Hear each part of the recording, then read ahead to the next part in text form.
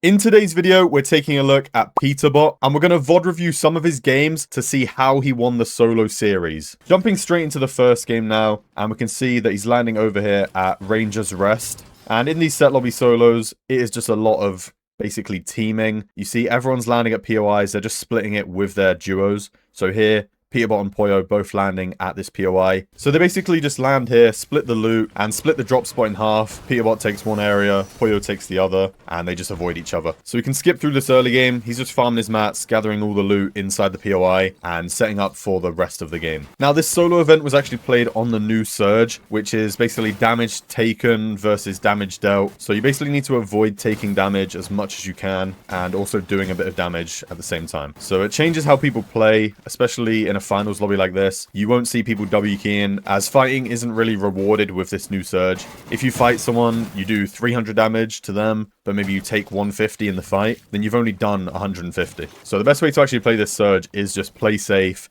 get some Surge tags, play for endgame, and avoid taking damage. I think what really helped Peterbot going into this finals was his game plan. He basically just lands at Ranger's Rest, sort of a center map POI. Any POIs that are in the middle of the map are very good now with the new Surge, as you don't have to spend a lot of time rotating, as you should normally pull like the first 2, 3, maybe even 4 zones. And with that, you're able just to stay there, get some tags on people rotating around you, stack up all the loot you need, and then play the end game from there. So you see here, he's tarped his way into zone with all the spare mats. He's juggled all of the spare heals in.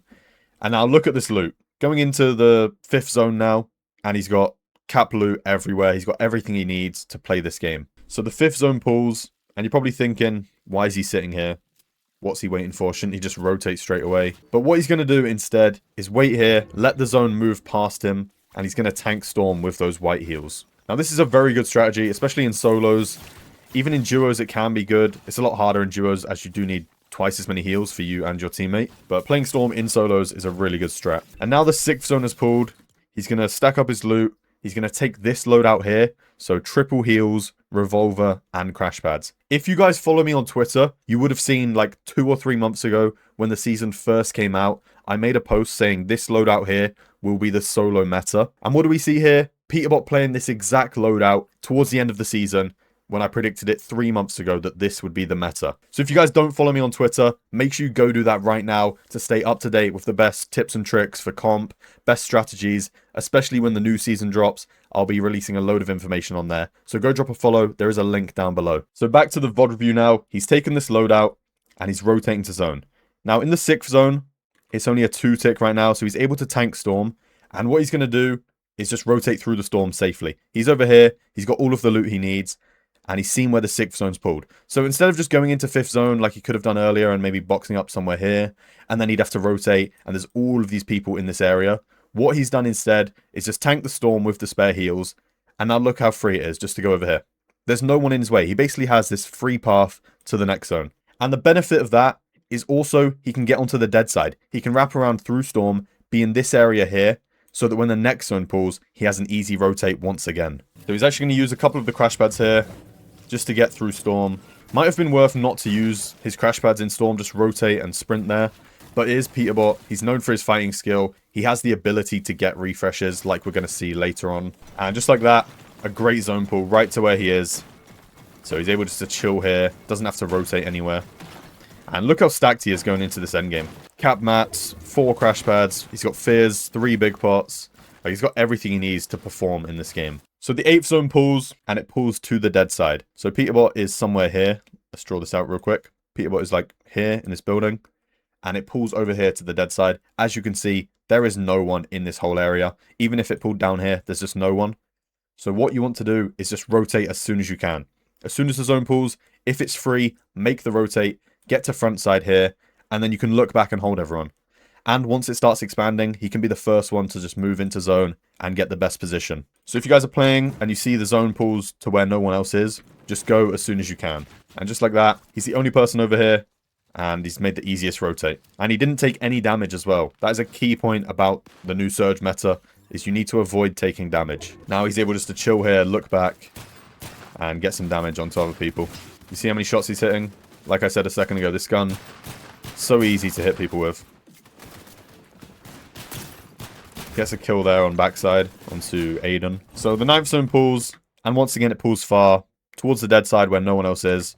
Peterbot makes the right decision here to rotate early. And he gets on the front side. Loads of space here just to box up wherever he likes. And now he can chill, wait for the zone to open up, and then crash pad in again. So he kind of misplays that.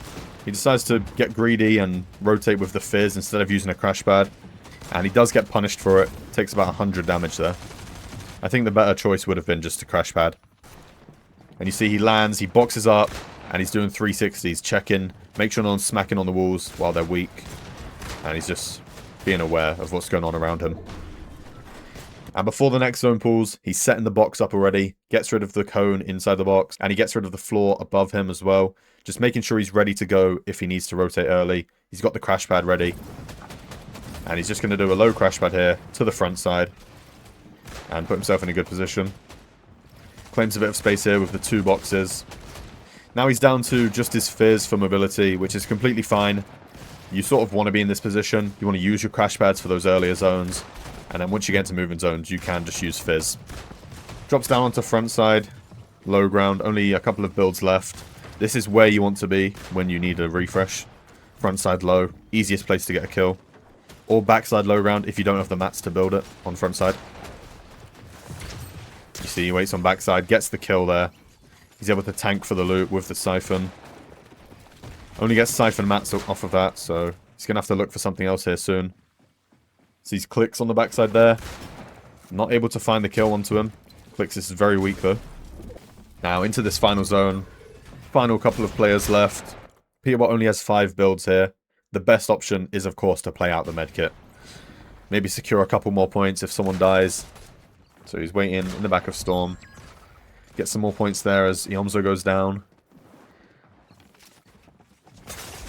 And he dies to Virgo on the high ground. But a very good game there. A 4-kill 4th. So into the next game now. And we've skipped past the first 4 or 5 zones, as it was the exact same thing as last game.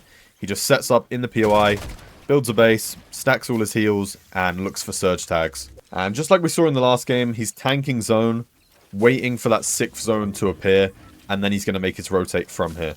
And if you guys notice, he's doing the same thing as he did last game, and this is a sign of a good game plan. This is what you guys need to do as well. Create a game plan and follow it every game. If you have a good game plan and you stick to it, then you're going to succeed. So he's able to hit this launch pad here, make a rotate to the 6th zone. With a similar loadout to last game, he's got the 3 heals, the crash pads, and the revolver. He's going to take a little bit of damage there. This zone was quite far from the rest of the lobby. As you see, it's pulled all the way to the top left of the map. So there was a lot of people playing in the Storm. He's going to use a couple of his crash pads here. 4 crash pads already. He just wants to get into zone as quickly as possible. And when I was watching this, I thought maybe he would go over here to the black market and be able to buy more crash pads. But he actually doesn't do that. So he just wanted to get to zone as quickly as possible, as he did only have that 1 medkit left. Now, going into the end game, not the craziest loadout. You see, he's only got 2 crash pads. He's going to have to get a refresh later. But just like I spoke about earlier in the video, it is Peterbot. He's going to be able to find a refresh. You guys might not be able to play like this if you're not the best at getting refreshes. Maybe look at someone like Cammy. Cammy's a very good example of someone who conserves his mats well, plays his loadout, and doesn't need to get refreshes. And just like that, makes his way to the next zone. But most of his loot is gone now. He's going to have to start looking for a kill very soon. The 9th zone is pulled, and it's pulled to the dead side. Even though he doesn't have any crash pads left, he's still the first person to rotate. Let's zoom out here and take a look. You see these wood builds?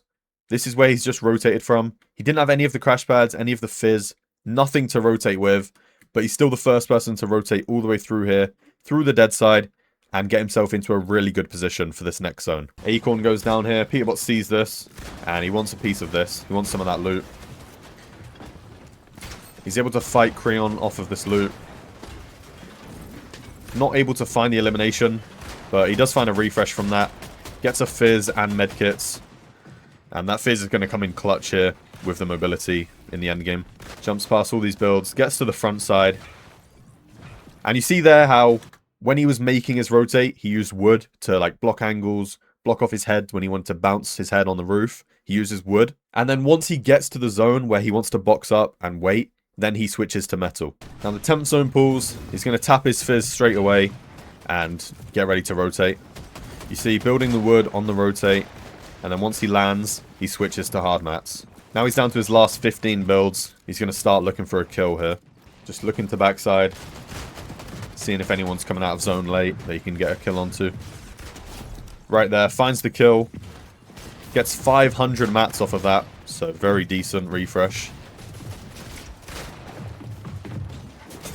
Ooh. Bit of a bad rotate here. Gets hit really hard. Somehow kills Blake in Storm to get the Siphon. Now he's in a really bad position. No crash pads. No way of getting out of Storm here. He's playing the medkit. And he gets some crazy RNG. Of course, the zone just pulls to him. And he's able to make it in on 7 health. So, very lucky there. He kind of misplayed that. He was too focused on getting a kill on backside that he forgot about the zone. And then he made a rotate without scouting, which cost him a lot of health. And then he was just stuck on backside. So you guys need to be aware of where players are positioned when you're making your rotates. Otherwise, something like that could happen to you. Down to only 6 builds now. He's running through the low ground. He needs to get a refresh here. Using the water here to actually heal him up. Finds a refresh there onto Clicks. In a rough situation here next to Jargu. 14 builds now. And he's back in the game. He's healthy. And he can actually make something of this now. Now he's able just to go through these old builds. Getting all the placement points he can down here on the low ground. Letting everyone else fight each other. Another lucky zone pool pulling through his builds. So, there's 2 zones in a row where it's sort of been lucky. There's not really too much to talk about here. It's just playing out the mats and getting some lucky zone pools. You know, most other people would have died on that previous mistake where he killed Blake. Like, I don't know how many other players would have been able to kill Blake there to get the Siphon and then recover the game. Drops Shadow down. Isn't able to find a kill there onto Shadow. Now in the final 1v1 against Bolts. And unfortunately, he loses the game. But still, a very good game. A 4-kill second. So that is it for today's video. Thank you guys so much for watching. If you haven't already, drop a like on this video, subscribe to my channel, and I will see you all in the next one.